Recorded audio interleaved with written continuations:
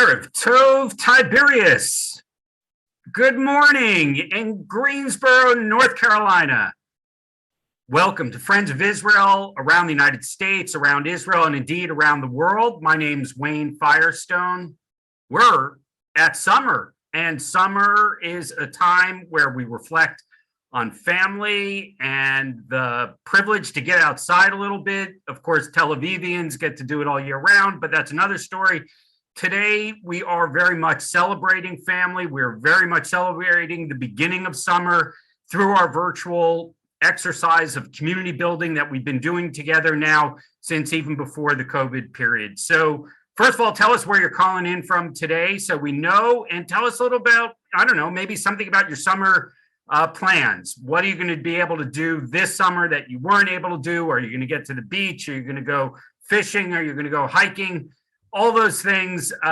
We know in summer, we want to get outdoors, and indeed, maybe some of you may be lucky enough to get on a plane and come to visit Israel now. We're excited that we are beginning to return to our core program at AIFL with missions and have some really exciting different programs to be able to share with you, which we will absolutely check in and tell you about it. Hello, New Jersey. Hello, Massachusetts. Good to see everybody returning on a Sunday here, a little bit rainy on the East Coast. Nonetheless, we're happy to have this great program in partnership with Na'amat.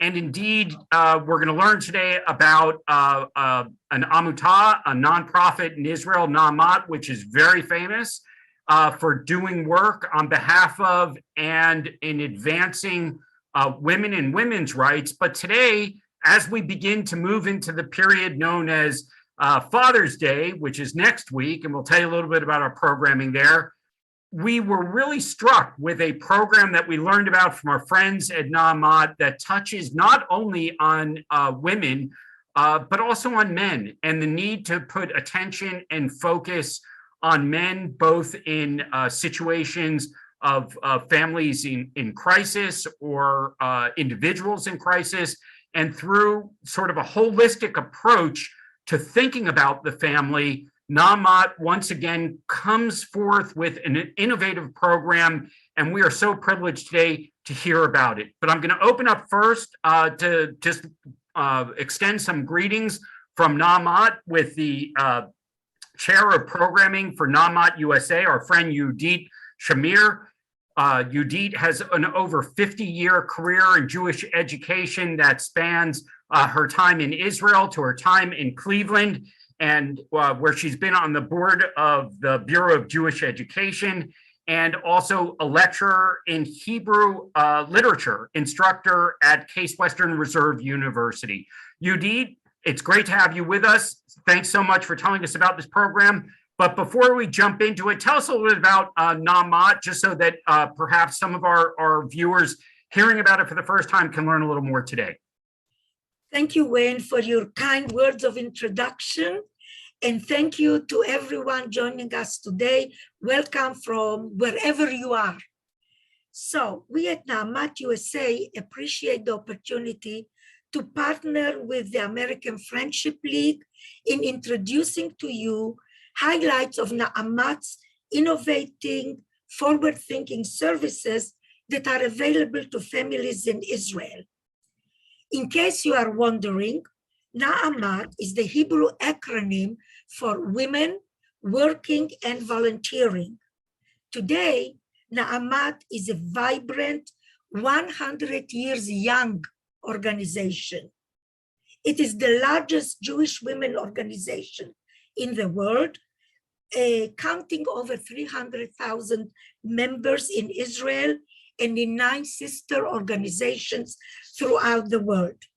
Na'amat USA, nonprofit volunteer organization, partners with Na'amat Israel to provide vital educational and social services for women, children, and families.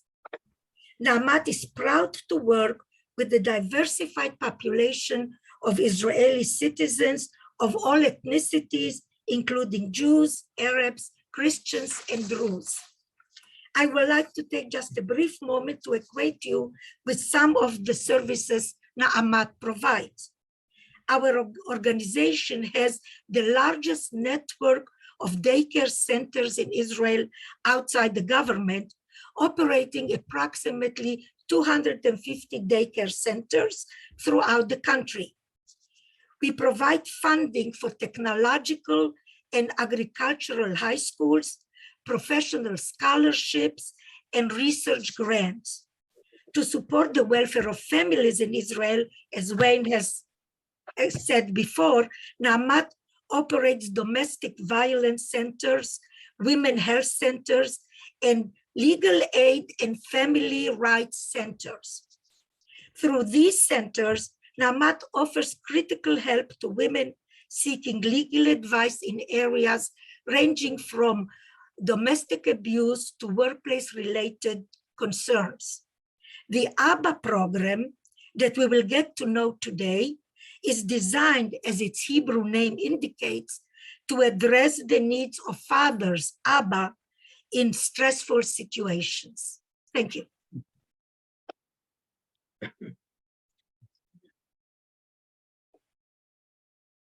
Can't hear. Oops, sorry about that. Thanks for that introduction, Yudit. We're now joined by our the director of the International Department of Na'amat in Israel, Shirley Shavit. Shirley's the former director of the Women's Division of the Labor Party and a deputy executive director of the Israeli Forum, which deals with Israel diaspora relations. She's a lecturer at Bar-Ilan University and knows an awful lot about trying to do things across borders. And indeed, this is one of the lessons of this period of Zoom, where we've been able to learn from one another about new approaches.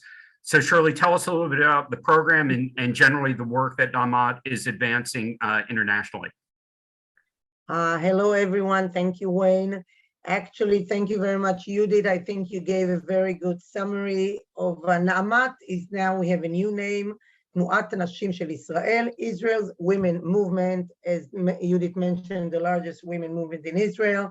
We give services to approximately 40,000 families all over Israel, from north to south, of course, to Arabs, Jews, Christians, all kind of population, Bedouin population all over Israel. All our services are given to the Arab community in Israel, and we are very proud of promoting coexistence.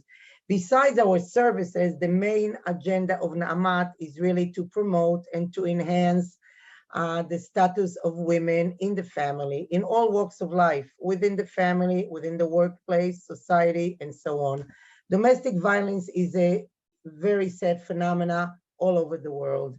And the Abba program is very unique and one of its kind in the world. I don't know if you're aware of it. And this really unique service started as a holistic idea, really to help the whole family, because if we are all satisfied and happy and can cope with our problems, then the whole family gains.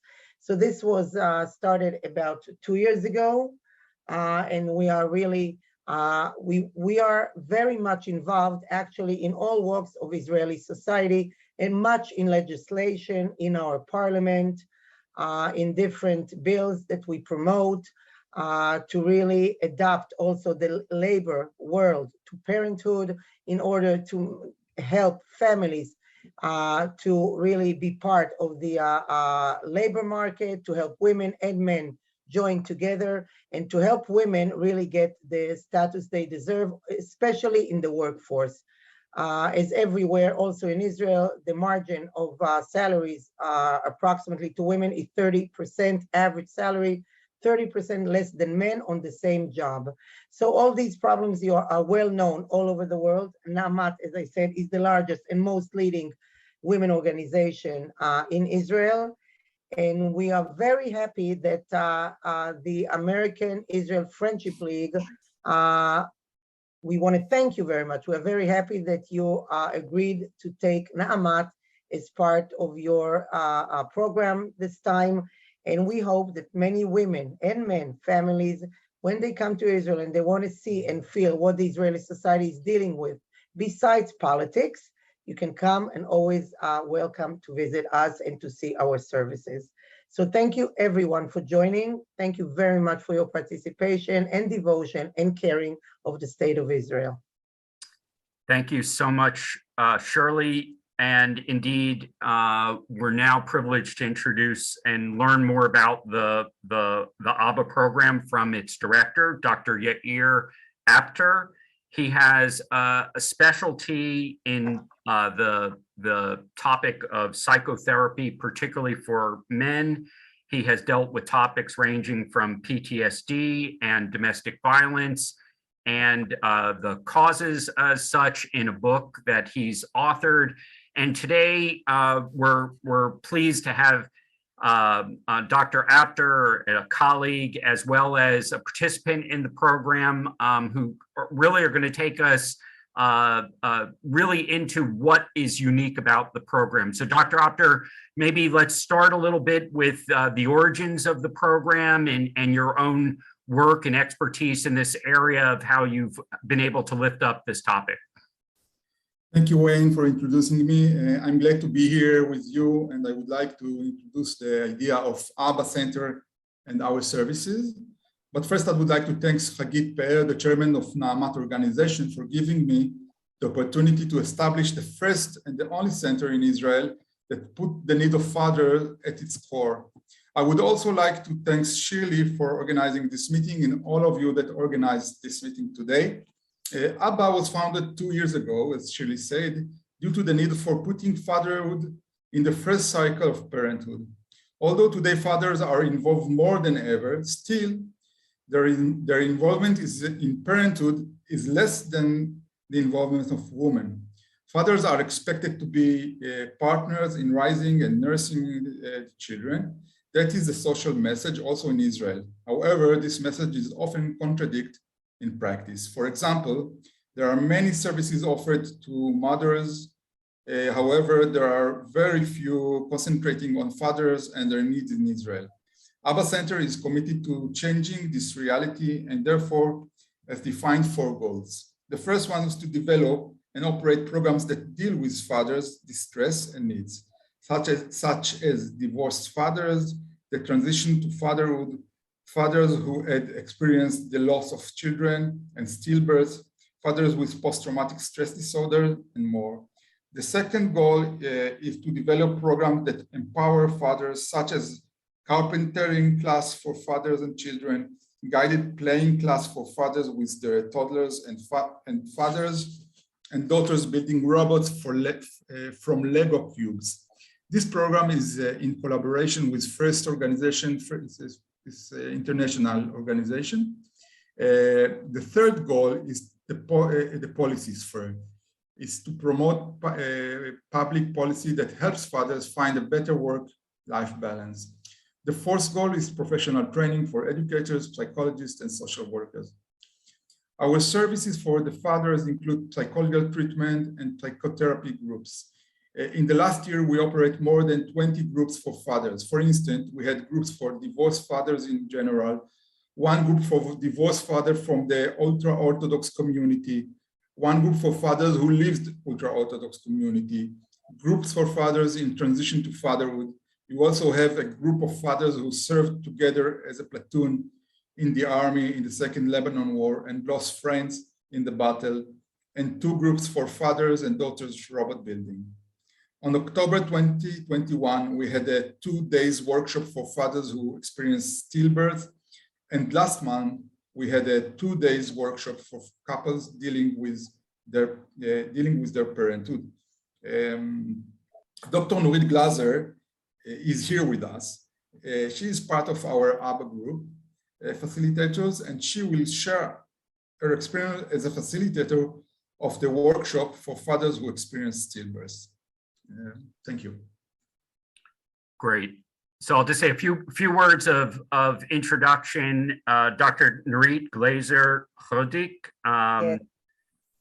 who is a social worker in the Abba program. She's a lecturer at Tel Aviv University, works in various kinds of group therapy. She's a facilitator regarding both trauma, sexuality, as well as a specialty in LGBTQ communities.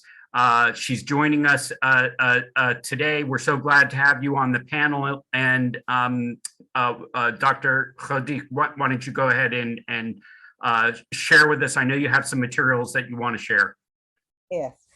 Thank you very much for the introduction. And thank you all for inviting us and willing to hear about complicated things regarding to men and fathers, especially. I want to share with you my research that actually talked about the fathers, the experience of men after stillbirth. Usually we are not talking with men around perinatal loss, and this research actually showed us in something specific, but in a wider way, that men are that we ignore men in a lot of areas. I will talk about the research and then about what Yair told us before, what we did in Abba Center, what that was very, very unique, and I think first time it ever somebody ever did something like this in the world. A word about stillbirth. I'm not sure that everyone knows exactly what it is. It's defined as birth of lifeless fetus after 20 weeks of pregnancy. Between 20 to 22, you can understand that it's a very, very, very big loss. Stillbirth is an extremely unsettling experience in which death precedes the beginning of life. What should have been a joyful event become tragic, and happiness rewarded and replaced by severe loss and pain. If we look at what I did here in this cloud, I took 150 abstracts of research that's talking about stillbirth. You can easily see the mothers, women, stillbirth, mother's care, loss. Can you see the fathers? If you look, it will take you a few minutes probably. You can see the fathers here in black up here. And this is actually the place that fathers are in research and in society. Okay, they're really neglected and have very small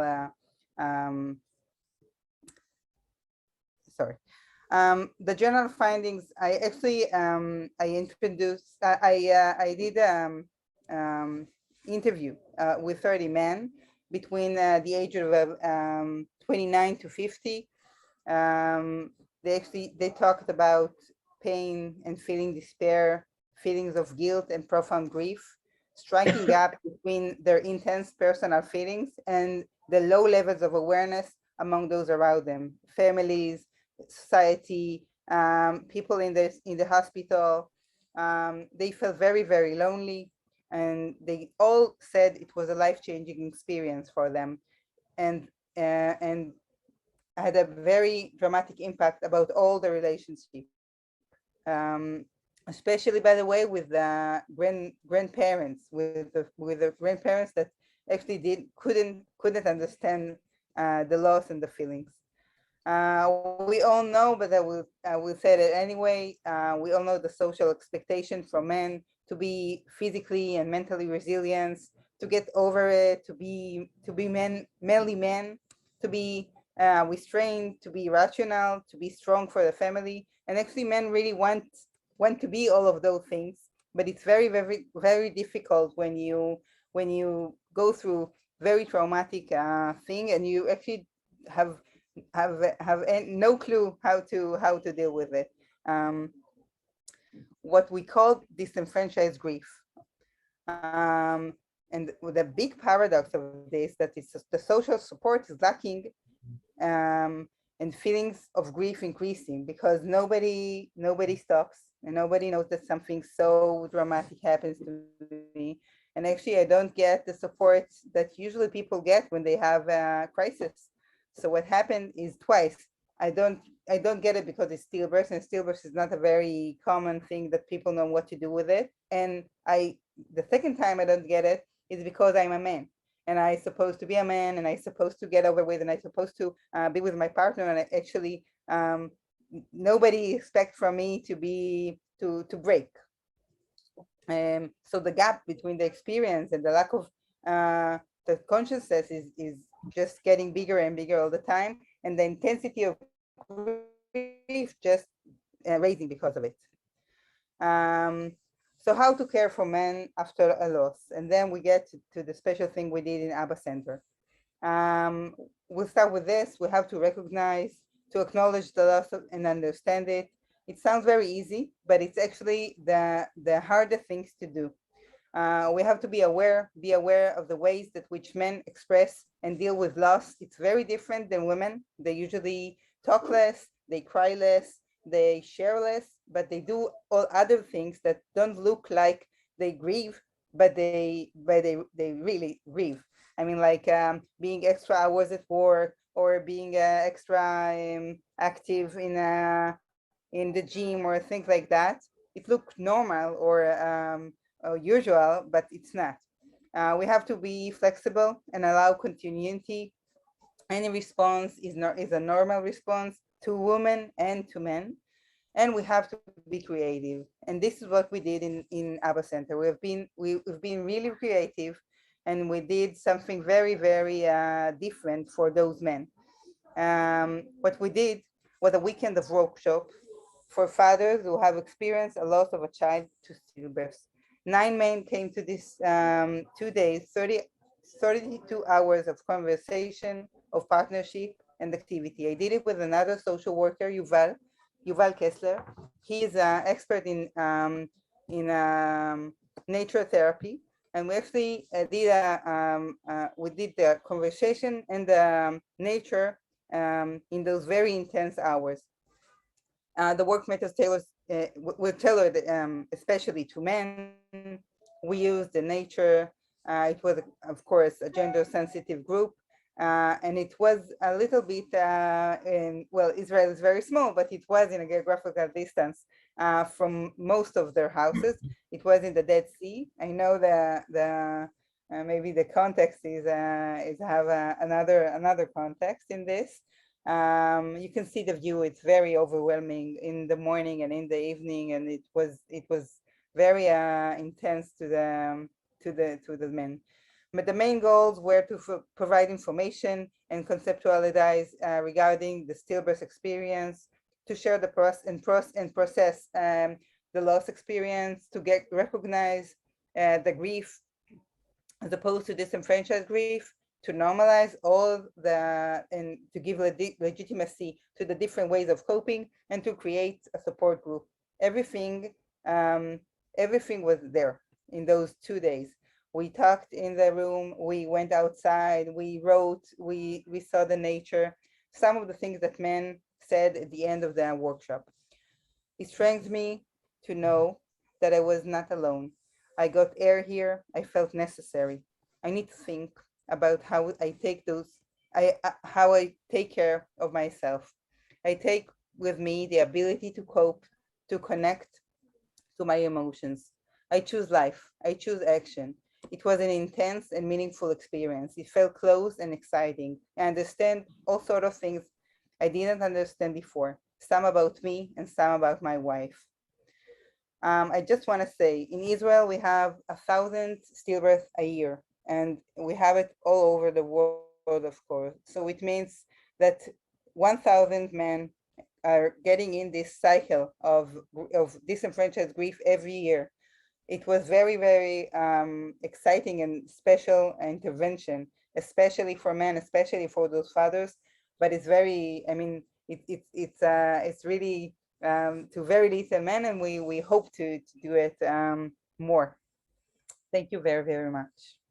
If you want to ask something or say something. So I know you have to leave shortly, but maybe I could just ask, first of all, could you clarify that last number you just said? 100? Did you say 100,000?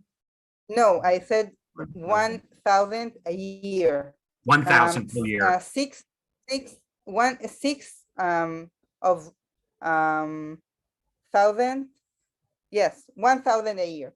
1,000 per year. From 1,000 births are stillbirths.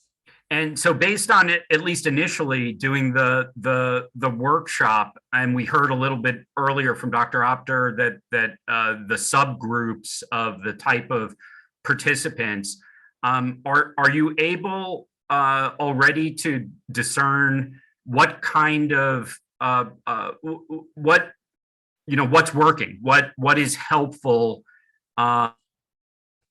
different groups? Well, I recognize there may be differences. First of all, the recognition, the fact you actually go directly to the man, not through the woman. That's the main difference. I mean, usually when you want to treat men, especially at perinatal areas, you are not going to the man, you're going to the woman, and then they feel they're not special, or they're not important. So we went especially to the men. We recognized the grief they feeling, and we actually asked them how they feel, and they wanted to share, and they wanted to talk, and it was life-changing for them, because some of them didn't tell the story even once, even if it happened a year before or 3 years before. Nobody asked them to share the story from the beginning to the end, while women have much platforms to share the story. Women, some the Facebook groups, and they met other women, and they have maternity leave, and it's a really different situation. But men don't talk, and nobody asked them, and actually nobody have the courage to confront them. So they actually feel very lonely. So it sounds like one of the innovations of this program then is really twofold. First of all, the intervention for the participants themselves and the opportunity for them to grieve and to have group support for it. But secondly, you're developing, it sounds like, among some of the first data for people to understand the issue more broadly, Yes. not only in Israel, but also around the world. Yes, right. there are some researchers in Australia and in Ireland. Those are the places that actually took stillbirth as a very big matter, but still men are very neglected in this area. And actually, when you focus on men, you don't focus on men. You actually focus on the family, and you focus on the children, and you focus on the grandparents. Focusing the men is not instead of focusing the women. That's exactly the thing. I'm working with women in trauma for the last 20 years. It's not, you don't have to choose. If you choose to focus men, you actually choose to focus on the family. And then you give a totally different thing for the couple, for the children, for the family. Okay, so I'm going to ask you one last question, and then I know you need to leave, Okay. and we're so grateful for your time to stay with us. Okay. There's a question about miscarriage and whether your findings as it relates to how to treat and relate to men in their grieving in this process also relates to miscarriage, and whether there are, where your thinking is, at least on that topic. Well, in this research, we're actually stillbirth, which is a little bit different loss. But I have to say that a lot of researchers that I found before, and that when I wrote my research, I found a lot of researchers that took all of it together. Men that felt that they lost a child in abortion, or miscarriage, or stillbirth, all together.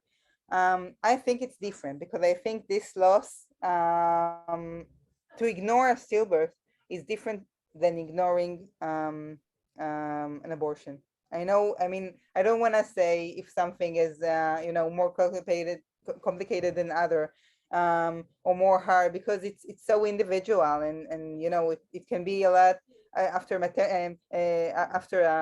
treatments and everything, and you never know the individual situation. Okay, so it can be very, very traumatic anyway. But the loss in stillbirth is really like losing a child, and they are speaking in terms of losing a child.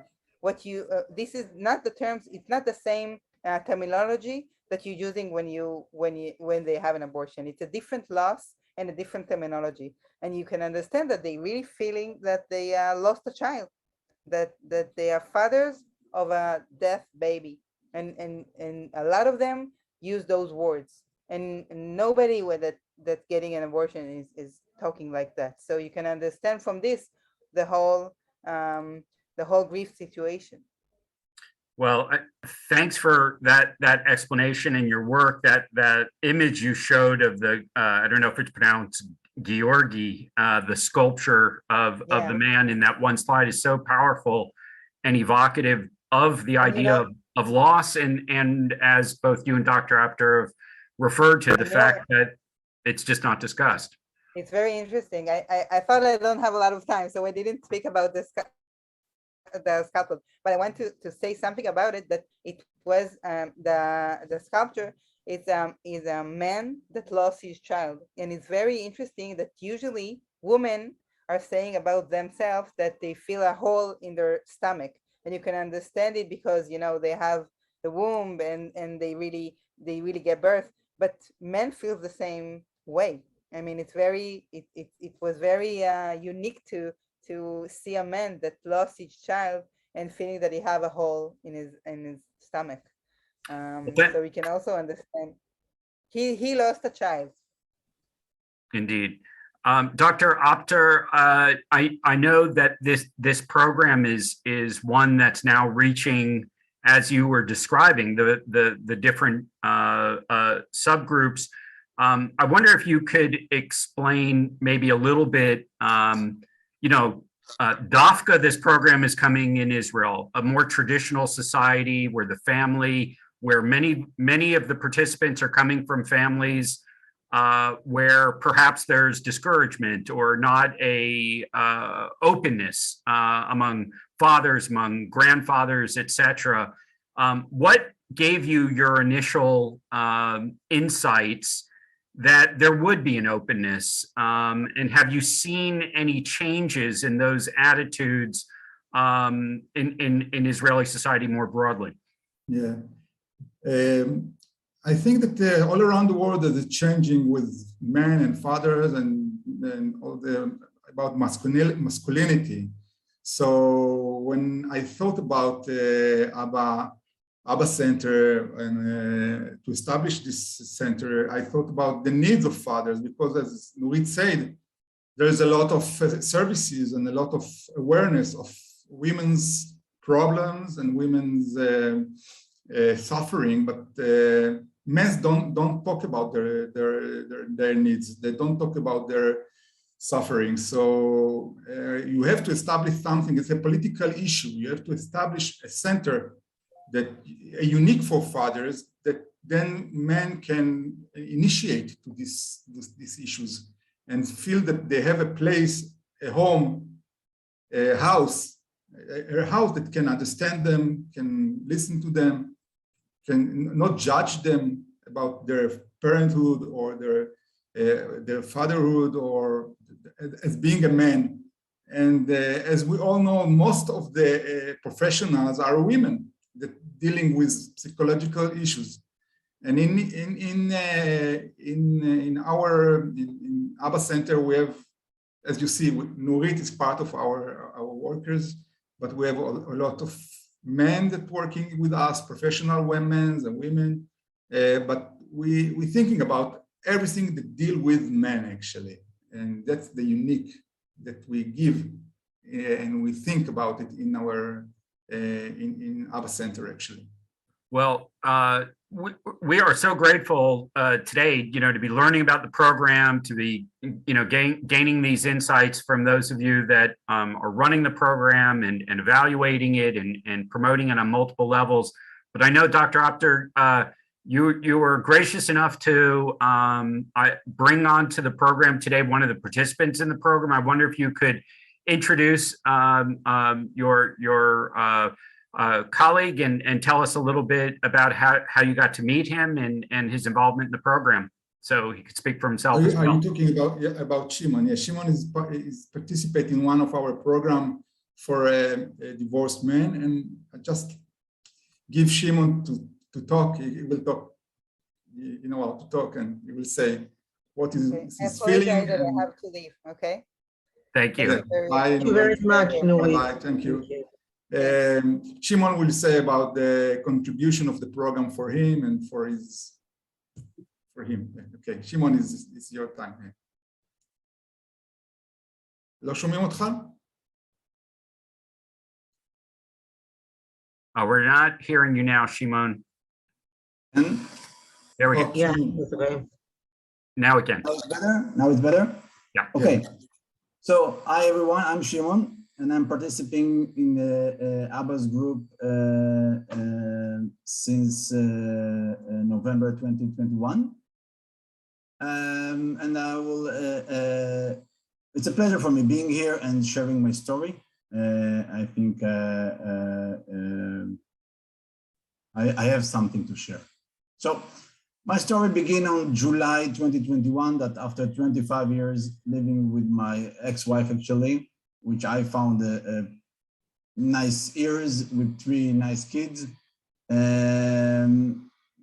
Out of the blue, one morning, I received a restraining order from the court that removes me from my home and children and my wife there then. And I was shocked. I was definitely in shock. I didn't understand what's happening. Shame, full myself. I was full of shame and not knowing myself. This is how my ex-wife informed me that she's seeking for divorce from me, claiming that I was a violent person, that she was a beaten woman, and I was a real danger for my children. I mean, it was nothing that on the table or something like that before. Yeah, 25 years of relationship, we had ups and downs, yes, of course. Me and she has our own temperament, but let's define violence. What is violence? I locked myself in a hotel. I was just, I got I complete what the court asked me to do and just did it. For a week, I was not seeing nobody. I was just closed in a room, crying, in shock, in shame, in huge disappointment from humanity, actually. After a week, we had a hearing in court and things began getting granted of sanity. Like when you see that the judge, which is a feminist woman, by the way, has a more realistic perspective on real life, and that helps. In the time comes after that, I actually entered to a period where a very difficult period, where severe anxieties began, frustration, terrible disappointment from people, from women, great fears, misunderstanding of how I came to this point. What happened? What did I miss? Am I a violent person and I don't know it? Those questions was crossing my mind every day, all nights. I was not sleeping, not eating. I lost 50 kilograms. I don't know how much in pounds. In pounds, it's more. And then a friend told, I started taking care of myself. It was clear. I went to a psychology treatment, of course. I mean, it was clear that I cannot continue like that. I didn't work for 4 months. And one of my friends told me about this Abba group. And I said, why not? Let's go and let's see what is it. The group was led by Dr. Avigdor and Kar in the beginning. And I remember the first meeting. I remember the calm that flowed in me, knowing that I was not alone, knowing that I can be heard and hear similar story, helped me understand that I suffer from an overall social phenomenon. It's not something personal. There's nothing to be ashamed of. There is nothing to be fear of. It's something that society, I don't know, goes over. Why like this? I mean, if you want to divorce, fine. Why like this? Why fighting? The knowledge, the understanding that you are sitting in a room with people that understand you and you understand them even without words. They don't need to say too much. You don't need to say too much and they understand you. None of the people in the room never was blamed by court as a violent person. None of us. But all of us were blamed to be violent, whether to the wife or whether to the children. And we all suffer from this new situation. Nobody told us how to deal with. Nobody told us that could be happen. It's behind common sense. It's behind a lot of things. So since November 21, I make sure to hit a weekly meeting to share and hear from friends, work together on new parenting. That's the main goal, the way I see it. It's not just sharing or ventilating. It's more like learning the new parenting because now I'm a single parent. And parenting in a new situation under dealing with the legal sector in front of someone who was your love of your life until recently. And you need to have a court fight and you need to raise children and you need to keep take care of yourself and all that's together. And with a little understanding why and how. And it's not a naive claim that I don't know. I mean, I can understand, I can hear what she says, but I cannot understand that. The work in the group helps a lot to improve self-confidence. And I was super donated from the group, from just being there, being with those people and hearing and being able to help and share. I have to share with all of you, I have a dream. One day we will be able to hold such meeting, women and men together. There is no war, there is no sides here. As human society, we must understand the gender gaps in the modern age drag us, I don't know, to something that is really, really, really crazy. And we must work together. I mean, women and men. Otherwise, what we are leaving to our kids? Fighting?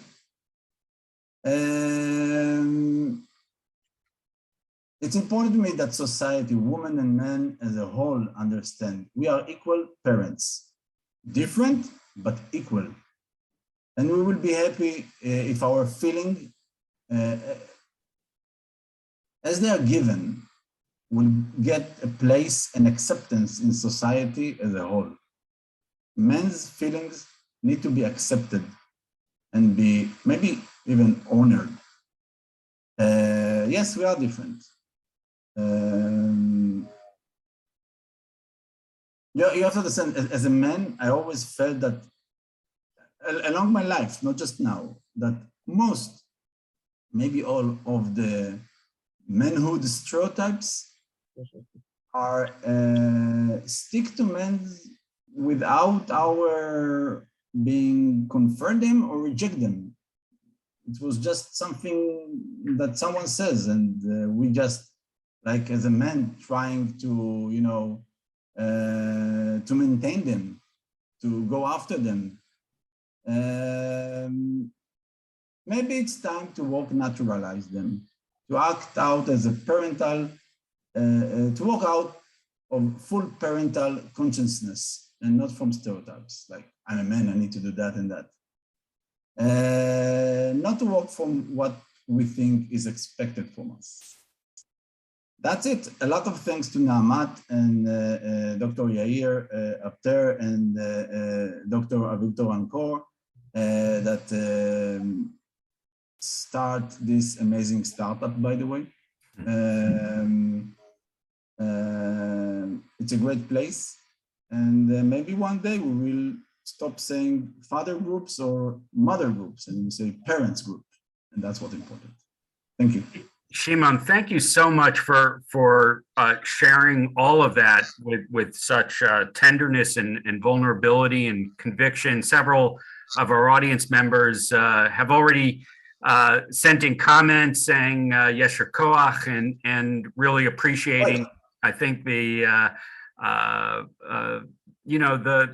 transparency that you're offering. I thought it was so interesting in the end there how you used the term startup. And Shirley, I wonder if I could, I see you grinning a little bit too.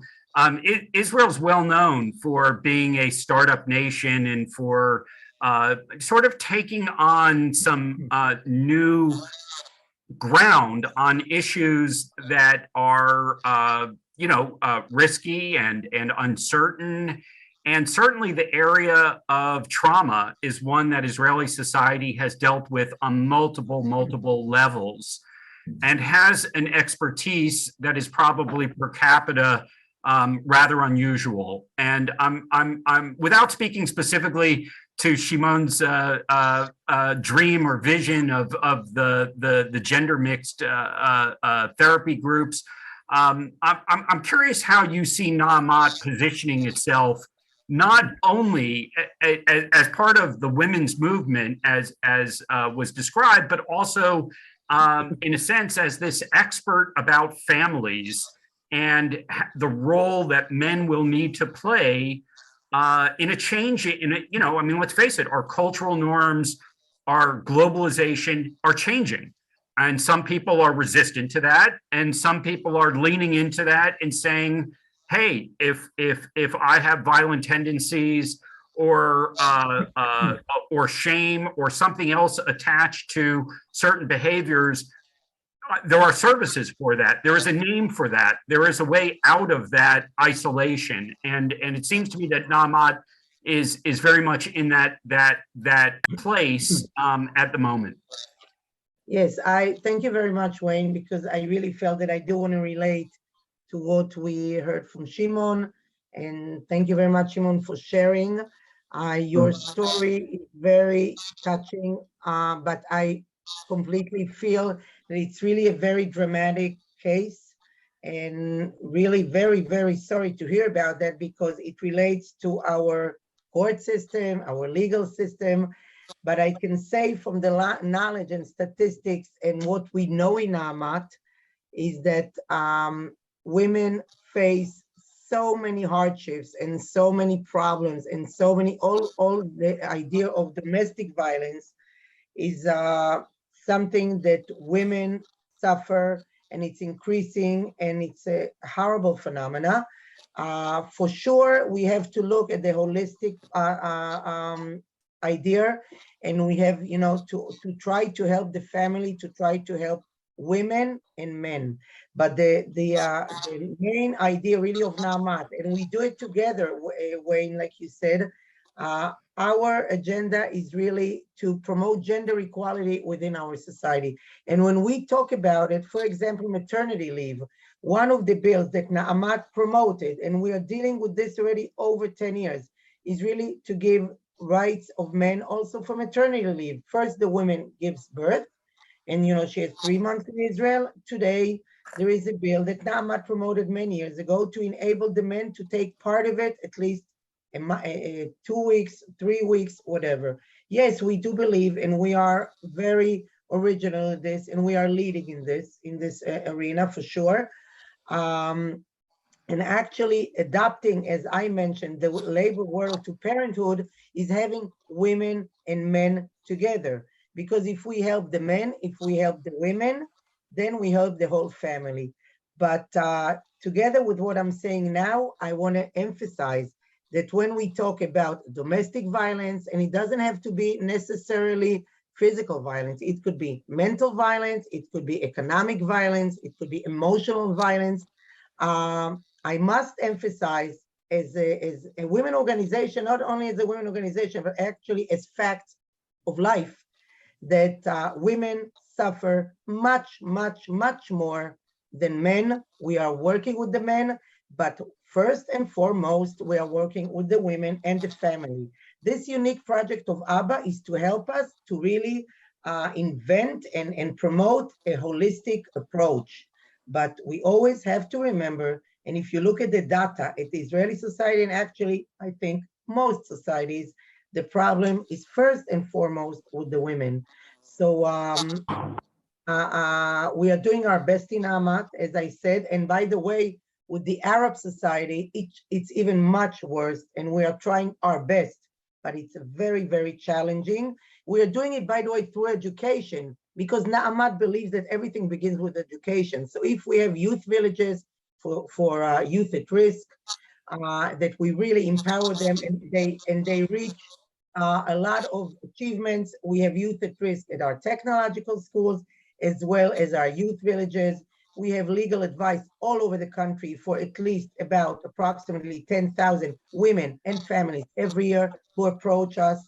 So we believe that education is really the key to changing the, to really making a better society and to really helping and advancing what is best for the family, for the women, and for the children.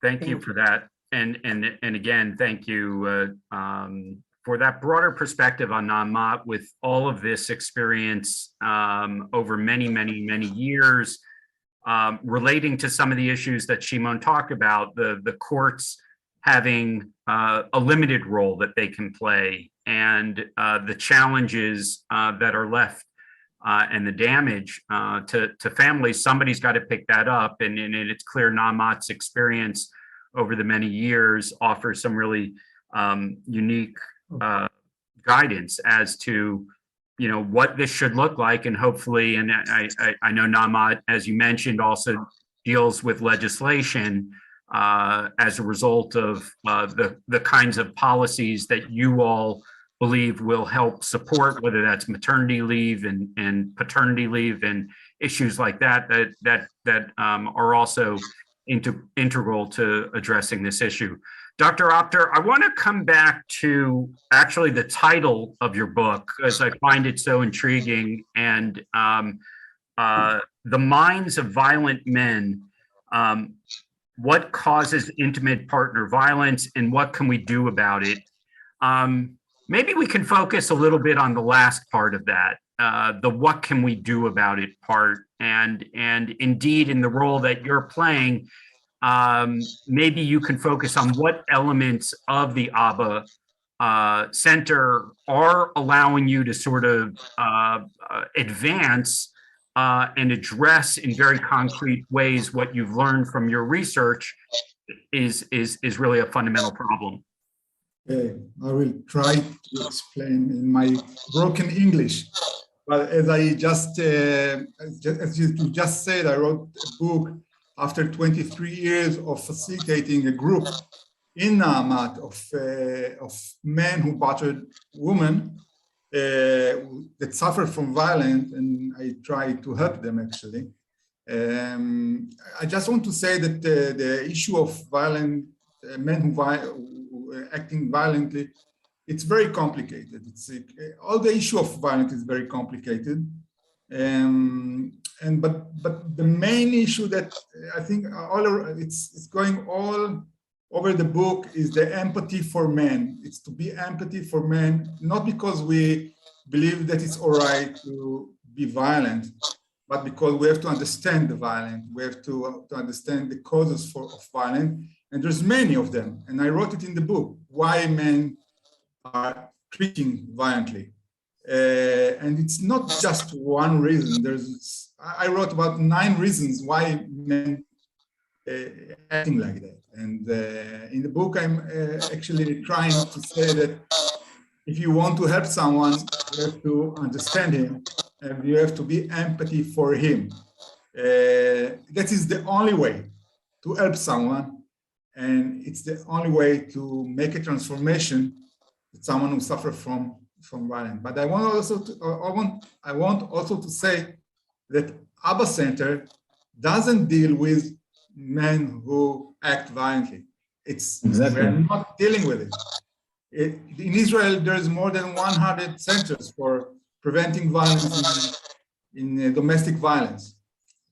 Abba is a different one. It says we don't deal with violence. We don't want, because in Israel, the government deal with men who that make some, Shirley, תעזרי לי, עבירות. Penalty. A penalty. Penalty. Okay, they are in jails, maybe they are in the correction services. But Abba is the first one that say, no, we don't deal with these men. We deal with every man that need help. It can be fathers that deal with stillbirth, with divorce, with transition to fatherhood, lost child, and this is the idea of Abba. Abba is not. We are not dealing with violent men. And I want to be sure that you understand that. Well, one of the things that we're seeing in these are some of the pictures that you shared with us from the Abba Center are pictures of the fathers with their kids. So This picture is the fathers actually building robots with their daughters. When I thought about what to do in Abba, when I thought what to do in Abba, I thought what I've done when I was father. I have twins, boys, and I used to buy Lego to myself, not to my children, because I love building Lego.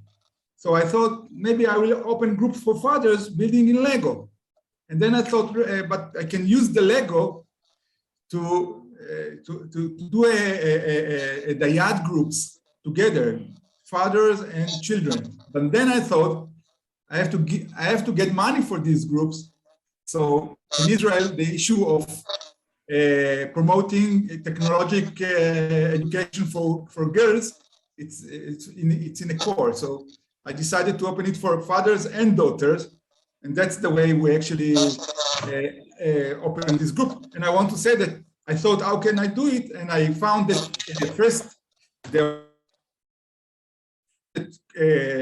contribute building robots and learning technology through robots. And I talked with them, and they just feel like it's a very good idea. And in Israel, it's the first groups for fathers and daughters all around the world. There's 9,000 groups all around the world of first. But in Israel, it's the first time that it's fathers and children, or fathers and daughters. So as we saw in the picture, it's a picture from one of the groups, actually. Well, go ahead. We have time for one last comment. Shimon, did you have something? Yeah, well, one small thing about what Shirley says and Dr. Apter mentioned. The group is not on domestic violence. It's very important. That's what makes you feel good there, because you understand that there are many men in your situation who are blamed to be violent, but they are not. They are not by the court. They were not found violent. And it's very important. If you want to help domestic violence, I mean, you need to help the parents, not the women and men. Once you're going on women and men, you start the separation. A domestic place is an organ thing that there are two adults and some kids. And I think it's my personal beliefs. We must change the terms to parents, because no man is acting violent, whether it's economic violence or